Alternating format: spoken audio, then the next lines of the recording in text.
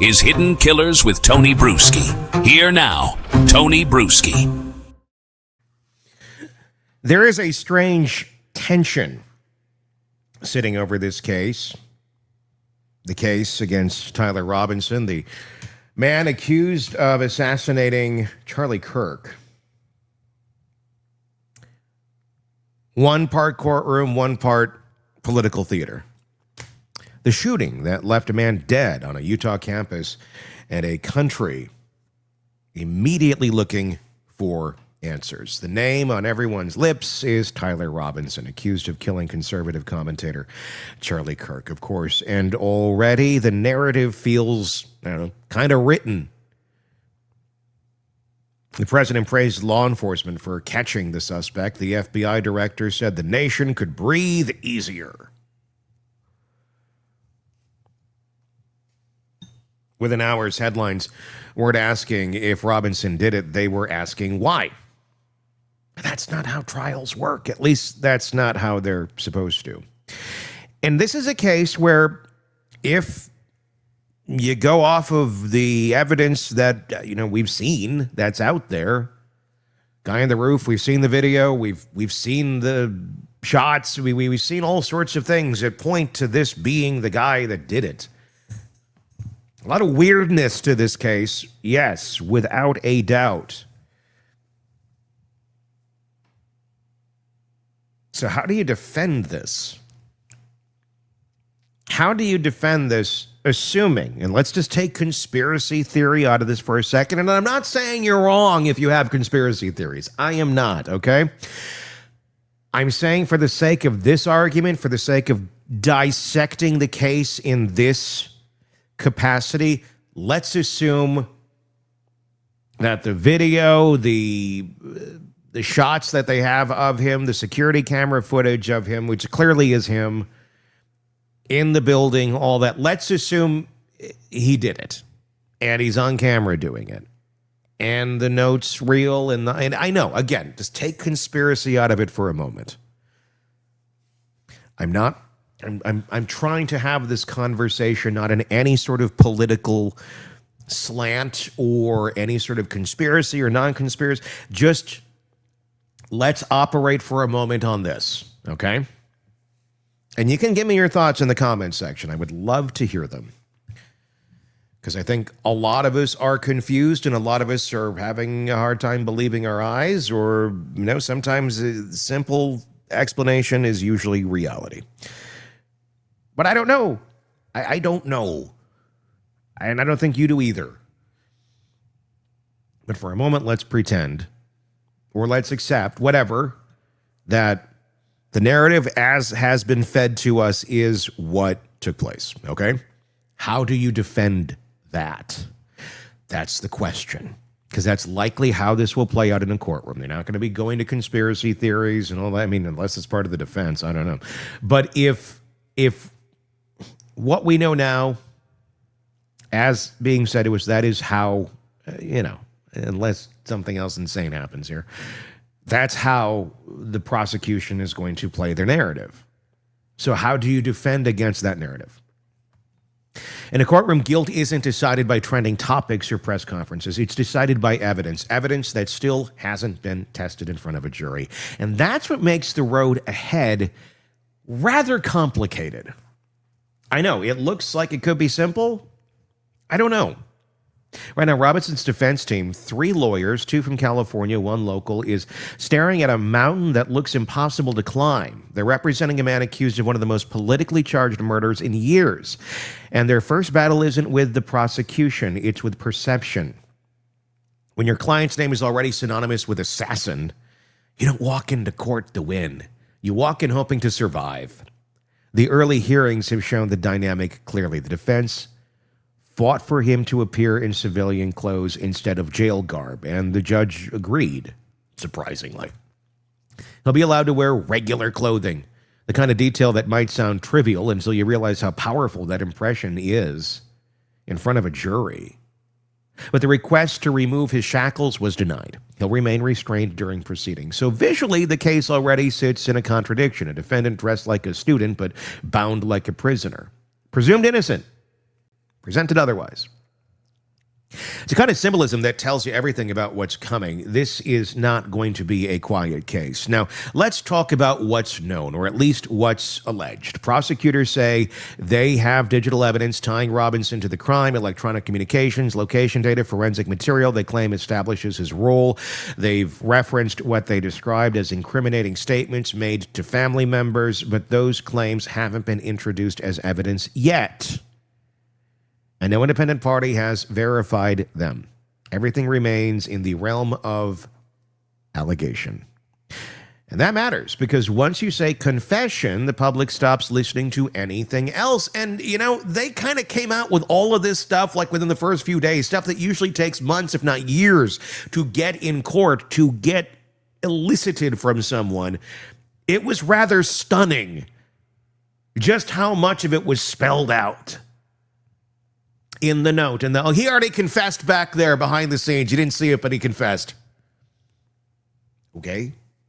Hoping you're telling the truth. Still, if even half of what prosecutors are describing holds up, this defense has a monumental job ahead of it. They'll have to attack every inch of the state's case, not by disproving guilt outright, but by forcing the system to prove it beyond a reasonable doubt. And that's where strategy becomes everything. First, there's the question of venue.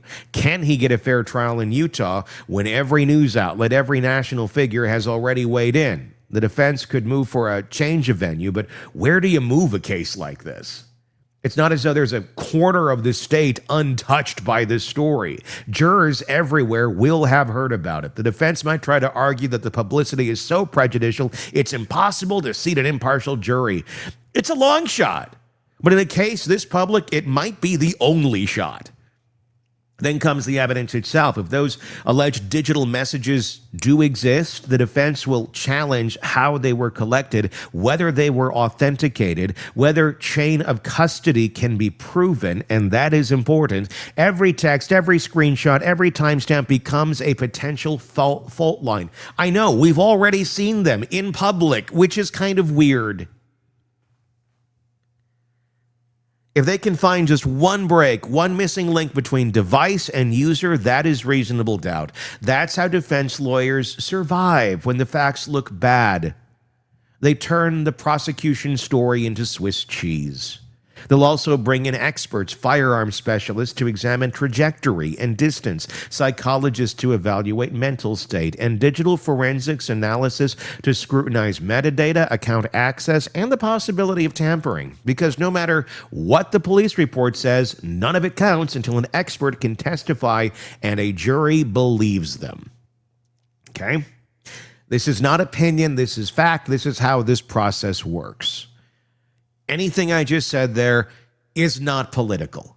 It is simply, here's how the process functions, like it or not. And let's be realistic. The defense doesn't just have to fight the evidence. They have to fight the emotion of this case. A beloved public figure killed on stage, literally. A suspect accused of doing it for ideological reasons. And a political climate so divided that everyone sees what they want to see. That's not a courtroom. That's a powder keg.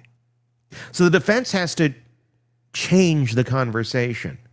They can't make this about politics. They have to make it about a person. And that's where you'll see them shift from a guilt phase defense to a life phase defense. In other words, they'll spend the first half of the trial fighting the charge and the second half fighting the death penalty. If this case goes capital, which it is, their best weapon won't be evidence, it'll be empathy. They'll highlight that Robinson had no prior criminal record, that he was young, that he had promised before his life detonated. They may argue that he was drawn into radical spaces online, influenced by forces much larger than himself, blah, blah, blah, blah, blah. It's not an excuse, but it is an explanation. If they can convince even one juror that he's more broken than evil, that may be enough to spare his life, and that is probably what the goal is at this point, because in a capital case, the math is brutal. 12 votes for death or anything less means life. The defense doesn't need to win. It just needs one juror who can't pull their trigger. It's grim arithmetic, but that's how these cases play out. Of course, this raises a larger question. How do you humanize someone that would already, the world already sees as a symbol? You can't argue innocence without proof. You can't argue ideology without alienating half the jury. So you argue human frailty. You paint him as someone manipulated, not monstrous. That's the thin moral thread between a death sentence and a life behind bars. And yet, even that path is complicated because every public statement, every leak, every pressure to prosecutors to go for the maximum penalty, this isn't just a murder case, it's a message that political violence will be met with the harshest punishment possible. And when justice becomes messaging, fairness tends to disappear. That's what the defense will try to remind the jury, that this trial isn't about sending a message to America, it's about one man's life, that no matter what he's accused of, the law demands proof, not politics. And maybe that argument lands, or maybe in a climate this charged, it doesn't stand a chance. What's clear is that this case isn't only testing a defendant, it's testing whether the system can still live up to its own principles when the whole world is watching. Well, we've seen what happens when trial becomes spectacles. The cameras roll, the commentary floods in, and justice starts to look like entertainment. So when this one finally goes to trial, transparency will matter because secrecy breeds conspiracy, and this case already has enough of that.